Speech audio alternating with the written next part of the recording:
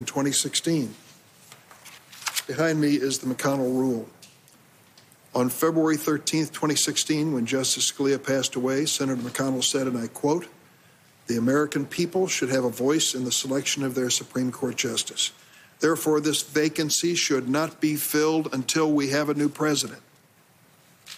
This rock-solid statement of principle was made 269 days before the 2016 election. The Republican members of this committee fell obediently in line behind Senator McConnell's statement of principle. They even sent a letter on February 23, 2016, and I quote, "This committee will not hold hearings on any Supreme Court nominee until after our next president is sworn in." The letter noted that, quote, "The election is well underway," that was 269 days before the election, and said the decision was, quote, "born of a necessity to protect the will of the American people."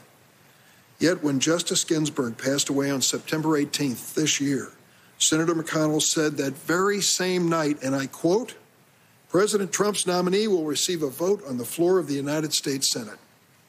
He made this statement a mere 46 days before the election. People had already begun casting votes, and my Republican colleagues marched in front of the cameras, looked down at their shoes, dutifully reversed their positions, and lined up obediently behind their leader again.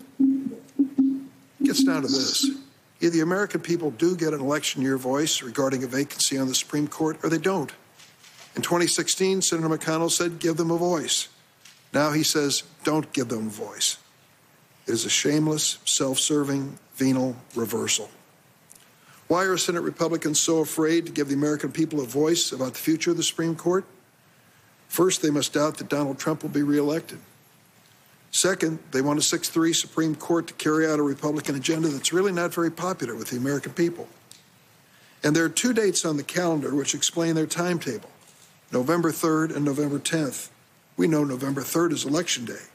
President Trump has made it clear he wants another of his appointees on the Supreme Court before the election because he anticipates court challenges over the vote, especially over mail-in balloting, which he has repeatedly attacked without any substance.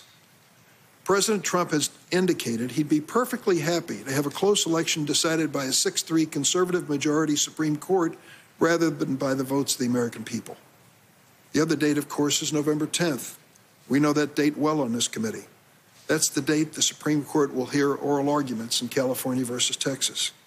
This is the case in which the Trump administration is urging the court to strike down the entire Affordable Care Act, including protections for tens of millions of Americans with pre-existing conditions. It's unimaginable that in the midst of a pandemic, the Republicans want to strike down a law that 23 million Americans rely on for their personal health insurance and millions more for the protections given to the writing of future insurance policies. On September 27th, President Trump tweeted he wants to see the Affordable Care Act, quote, terminated in the Supreme Court. Let's be very honest about this. This president has never suffered an unuttered thought. He gives us 25 tweets a day to tell us what's going through that fertile mind. We know what he thinks because he tells us what he thinks. And he made it clear that he wants his Supreme Court and this nominee to join him in eliminating the Affordable Care Act. This is his litmus test. How many times have we heard it?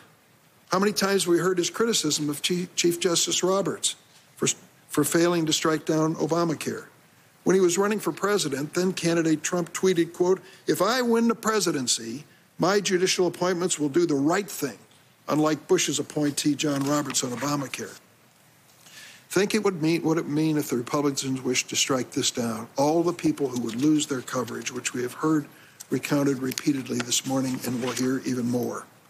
Republicans in Congress have been obsessed with repealing Obamacare for years, but they don't have the votes to do it. They couldn't get it done in the House. They couldn't get it done in the Senate, thanks to 3 brave Republicans, including John McCain. And now they've got to rely on the court to do their work.